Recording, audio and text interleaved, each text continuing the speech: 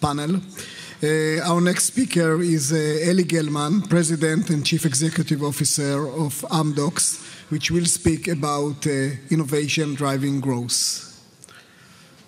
Eli, are you here?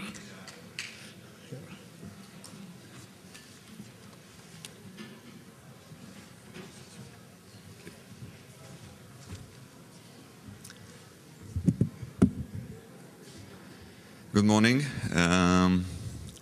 2 weeks ago, Amdocs celebrated 30 years of existence. In our industry, or in our junction, which is the information technology and communication, that's considered a very long time. Actually, some people suggest that information technology, people will count time in dog years, which means that that's probably equivalent to 200 years on it's better now. So people are considered to measure in dog years. And anyway, 30 years is a long time. And IT is an industry. And as such, I feel myself as a software industrialist more than anything else. Maybe 2 words about myself. I joined the company in '87, almost 25 years ago, as a team leader, managing 2 people. Today I'm the CEO, managing close to 20,000 people, so that definitely have been quite a ride. The company itself, founded in '82, went public in '98, and it's traded in the New York Stock Exchange. And the last 12 months revenue have been about $3.2 billion. So for IT services and IT software, it's a lot of money. And what we do basically is we provide application, enterprise application for the communication service provider, be it cable or satellite, internet service provider, wireline, wireless, and anything in between, that helps them carry on their job and provide service to their end customers, which is us and the enterprises of the world. I've been in the company for 25 years, actually only 22 and a half in execution. In summer of 2008, not knowing that the world is going into a crisis.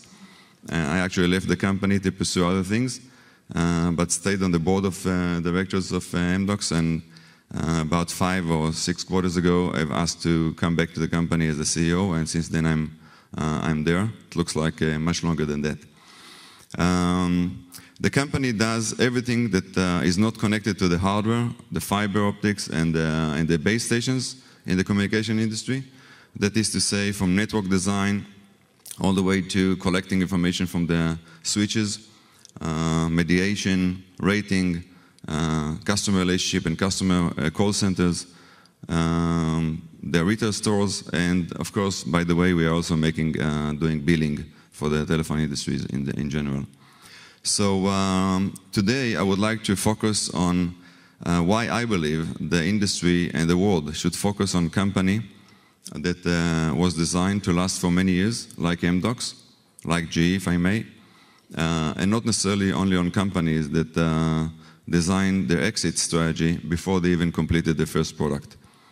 So what I would like to go through is maybe first to just agree about some of the characteristics of a great company. That's by no means an all-inclusive list, but I would start with the first thing that I would say is any one of these great companies that been to last will contribute value to the industry. They bring something that people need and some solution to some type of a challenge. That's a common denominator to all companies. People that are building companies that are fluffy, may last for a year or 2, may be lucky, but systematically they cannot survive. The second thing I would say, not less important, is the continuous innovation. Innovation is a process, it's something that you need to do in every version, through iterative process. I don't know of many companies that just come up in the middle of the night with a great idea and then they create a great company. Even Apple, which is considered to be one of the leadings in this area, is a fairly systematic, innovative. The third component I would say is well-structured or having all the components to execute.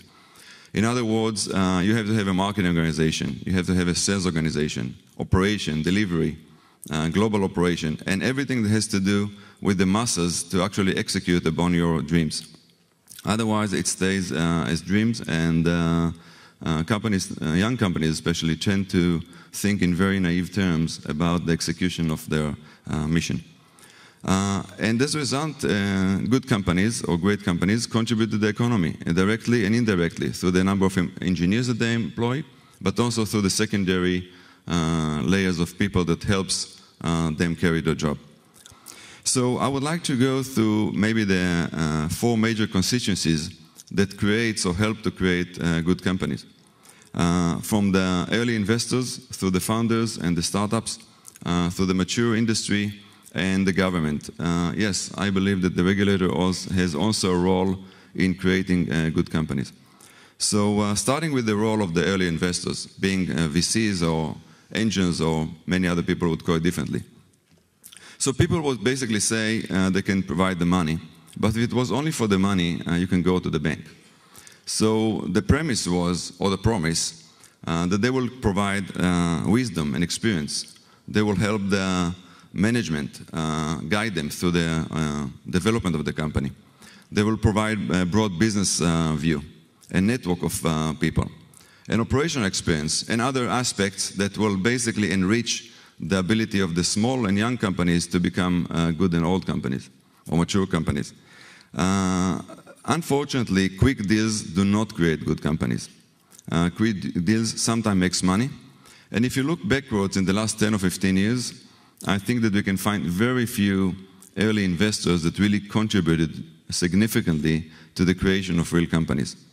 Don't get it wrong. Some of them enjoyed the benefits of good companies, but there is a question how many of the early investors really helped really create industrial strength companies. So I think this area should be reviewed, and I think as we go forward, it has been changing as we see it today. The second component, though, is the startups themselves, the founders, the early companies that come up with great idea. So they obviously provide the innovation and fantastic ideas to start with. But again, we believe that the first thing that the young companies should ask themselves is what is the value they bring to the industry? What is this problem or need that they are trying to solve? Too often we find companies that have a great solution and then they're looking for a problem. And it should be more or less the other way around. So this is a prerequisite to any good company in our opinion.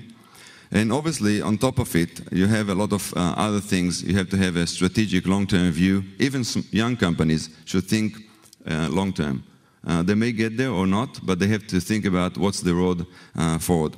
Obviously, they have to have a systematic execution about everything that they do. Leaving it to pure luck would not be a good idea. And the continuous innovation that I mentioned before, it's not a one-time area, it's a process. Obviously, a lot of hard work and a bit of luck never hurt anyone. So I would say that the one point I would like you to take away from this specific slide on small companies, that innovation is not an act, it's a process, it's a continuous process, systematic process, and people may get lucky once in a while, but if you want to create a good company in a systematic way, you need to look at innovation as a process and not as a single act. The third component are the way the companies mature.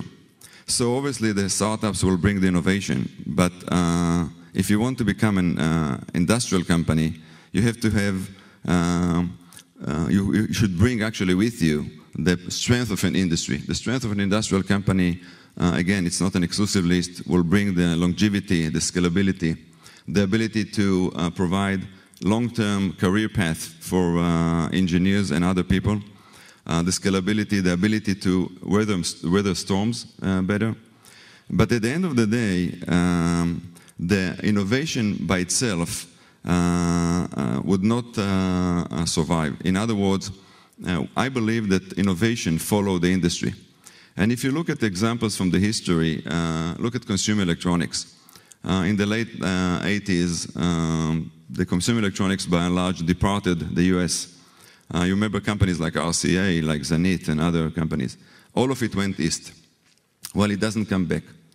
All the new TV sets, all the new flat TVs, all the new ingenuity in consumer electronics in general, hi-fi systems comes from Japan or Korea these days. And you should not expect the next startup that will create new innovation in this area to come necessarily from Israel or from the US. It probably will follow the industry. And there is symbiotic area, or symbiotic relationship between these two industry and the startup. One feed the other. So I would say there is a cross-fertilization, if you will, between the startups and the industry. As such, Amdocs recognized it and created a program that's called Enrich. That's not a spelling mistake here. It's out of reach and not becoming rich. So Enrich is a program, holistic program that basically trying to harness, on one hand, the startups industry, providing an easy interface to small companies. We created labs that small companies can come in and try their product there. We created innovation centers. The first one was with AT&T, which is here in Ra'anana in Israel. But it's basically a sandbox to try new ideas of small and young companies and try to see how they can blend into larger versions of software or larger propositions, allowing the startup company to participate in the big game. And all the way to working closely with academic research in Israel, specifically with the Technion at the University of Beersheba, but also have some activities in the US and in Europe. So altogether, the idea here is to try to cultivate, to try to harness better this relationship between small companies, young companies, and the research and the academy into a mature company like Amdocs. Because we believe, again, in the cross-fertilization between these two bodies. Last but not least, I will talk about the regulators. As I said, I think governments has a role to play in creating long-term good companies. Again, it's not an inclusive, all-exclusive and all-inclusive list, but just to mention a few examples, definitely nobody can replace the education system that the country put in place, especially in an industry like us, information technology, where basically 5 good engineers or excellent engineers can do much better job than 25 average ones. So education is the key. It starts with good engineers, then it gets the new good product, and then the rest of it follows. The second component, I would say that the government and the regulators have a commitment and has a demand from us in the industry to create incentives for people to have maybe partial exits, maybe no exits at all, to encourage people to stay with their companies, with their enterprise, as long as they can. That will create eventually an industry, and again, the government in different places, especially in Israel, have a role to play in this respect. And last but not least, through incentives, help create jobs in your own country. Just to give you an idea, again, it's easier to talk about the US because otherwise people here may get upset because it's Israel and everything is very political. But obviously it all applies to Israel as well. But I'll give you 2 examples. One is that for every 1 employee that Apple employs in the US, there are more than 10 people they employ in Foxconn in China, talking about jobs. And altogether, if you measure the number of people that are in the computer manufacturing business in the US today, it's 166,000 people. This is less people that the industry employs in the US when the first PC was born. So if we're talking about creating jobs, government has a responsibility to help industries to create jobs within the country that they operate in. So to summarize, in order to create long-term, viable, build-to-last companies, we believe that the early investors, the founders, the mature industry, and the government should be aligned in creating this value. This is actually the only way to create real industry for the long term. Startups will create the innovation, but innovation will follow eventually the industry.